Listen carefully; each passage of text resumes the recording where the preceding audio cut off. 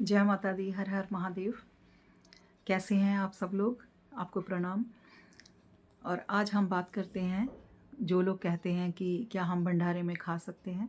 देखिए, भंडारे में तो हमें नहीं खाना चाहिए, क्योंकि क्या होता है ना कि कई जगह पे ऐसा होता है कि लोग किसी कामना से, किसी इच्छा से अन्न दान करते हैं। और कई बार तो अपना भार तोल करवा कर, भार तोल मतलब तराजू में एक तरफ वो खुद बैठते हैं, एक तरफ अनाज जो है वो तोला जाता है, और अपना भारा या कि कोई ग्रह हो, दशा किसी पर हो, उसके निवारण हेतु वो लोग अन्न दान करते हैं। तो ऐसे भंडारों में हमें नहीं खाना चाहिए, क्योंकि वहाँ से हम बाहर लेके आ जाते हैं ग्रहों का भार, समस्याओं का भार, और भी कई तरह की जो ऐसी जो चीज़ें होती हैं जो उतारा करते हैं लोग, तो वो अन्नदान आश्रमों में कर देते हैं या कहीं भंडारा लगा देते हैं। तो ऐसा भंडारा हमें नहीं खाना चाहिए। तो फिर हमें कहाँ खाना चाहिए? देखिए, कई आश्रम में ऐसा होता है कि खुद का जो भंडारा करते हैं वो लोग, उसमें जो अन्न होता है वो किसी से लिया हुआ नहीं होता। वो किसी इच्छा से भंडारा नहीं खिला रहे होते। उनकी कोई कामना नहीं होती, बस यही होता है कि अन्नपूर्णा का वितरण किया जाए, भूखे को अन्न दिया जाए, तो वहाँ ज़रूर खा सकते हैं आप। लेकिन वहाँ भी अगर आप कुछ खाते हैं, कुछ पाते हैं, तो आपको अर्थ का दान ज़रूर देना चाहिए। तो अर्थ का दान मतलब वहाँ पे थोड़ा पैसा आप दान करके आ जाइए। मुफ्त में तो कुछ भी चीज़ नहीं खानी चाहिए भंडारे की। चाहे कहीं भी आप अनाज ग्रहण करें, कहीं भी आप खाएँ, मंदिरों में भी आप कुछ पाते हैं, तो आपको ज़रूर वहाँ कुछ अर्थ का दान करके आना चाहिए। तो ये ज़रूरी होता है। दूसरा, देखिए, एक बात और है कि कहाँ पे हमें नहीं खाना चाहिए। एक तो श्राद्ध का भोजन जो है वो भी हमें नहीं खाना चाहिए अगर हम पात्र नहीं हैं। तो दूसरा, हमें मरे के घर का भी भोजन नहीं पाना चाहिए। वहाँ पे भी हमें अन्न नहीं लेना चाहिए, अन्न ग्रहण नहीं करना चाहिए। हाँ, अगर ब्लड रिलेशन है, आपके रिश्तेदारी में है, तो आपकी मजबूरी, आप दूर से गए हुए हैं तो आपको वहाँ खाना पड़ रहा है, तो देखो, उसके बाद आके तो शुद्धि करनी पड़ती है। जो ब्राह्मण जन है वो जानते हैं कि कैसे शुद्धि करनी पड़ती है। मंत्र जाप करना पड़ता है, गायत्री जाप करना पड़ता है। ब्राह्मणों को भी, जब ब्राह्मण जो है वो श्राद्ध का अन्न पाते हैं, तो साधारण जीव हैं हम लोग। तो जैसे हम लोग अगर ये सब करते हैं किसी भी मरे के घर में, जहाँ आपका ब्लड रिलेशन नहीं, आप जाके खाना खा रहे हैं, बैठ रहे हैं, भोजन पा रहे हैं, तो वो अच्छी बात नहीं होती है। देखिए, इससे हमारे जो भजन का नाश होता है और हमारे पुण्य का नाश होता है, और भी कई समस्याएं घर में आती हैं। ये सब नहीं करना चाहिए। इससे हमारी आत्मा की शुद्धि भी रुक जाती है। आत्मा की शुद्धि तब होती है कि जब ये चीज़ें, देखिए, आप भक्ति मार्ग पे हैं ना, तो आपको ये चीज़ें, एक एक चीज़ आपको सोच समझ के करनी पड़ती है। कहाँ खाना खाएं, कहाँ नहीं खाएं।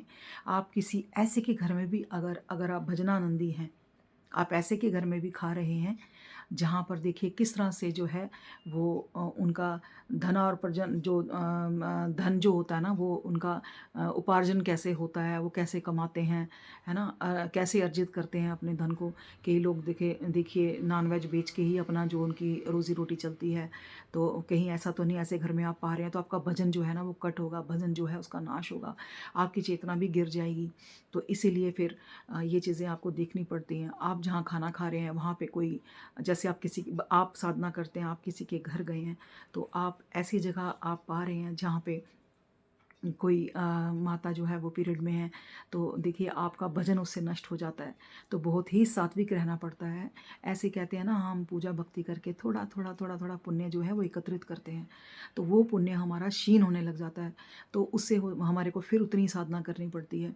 वो हमें पता चल जाता है हमारी चेतना से कि हमारी चेतना उठी है या नहीं उठी, या हम कहाँ पे, कहाँ हमने भोजन पाया, उसके बाद से स्वप्न अच्छे नहीं आते, या फिर उसके बाद से ये निशानी है, हमें स्वयं पता चल जाता है कि आज हमारी चेतना गिर गई, हमने ऐसी जगह भोजन पा लिया जहाँ हमें नहीं पाना चाहिए था।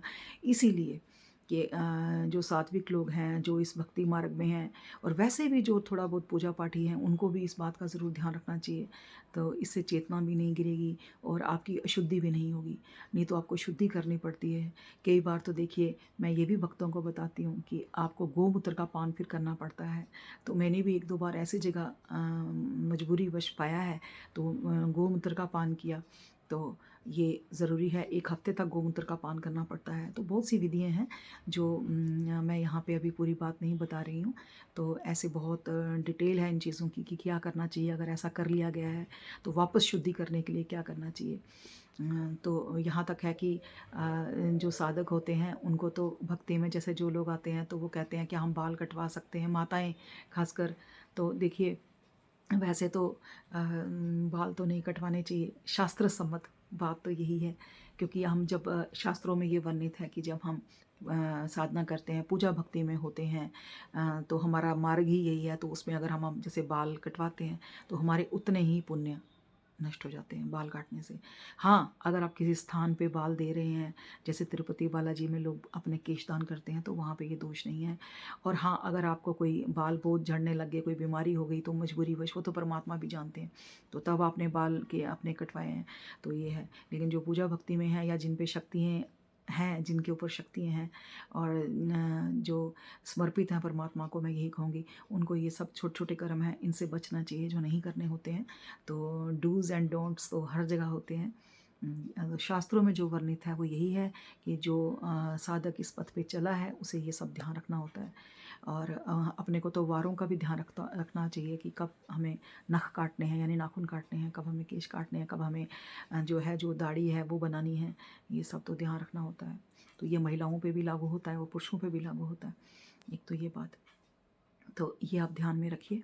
तो अगर आप ये सब बातें ध्यान में रखते हैं तो निश्चित ही आपकी जो है वो भक्ति में वृद्धि होती है, पुण्यों में वृद्धि होती है।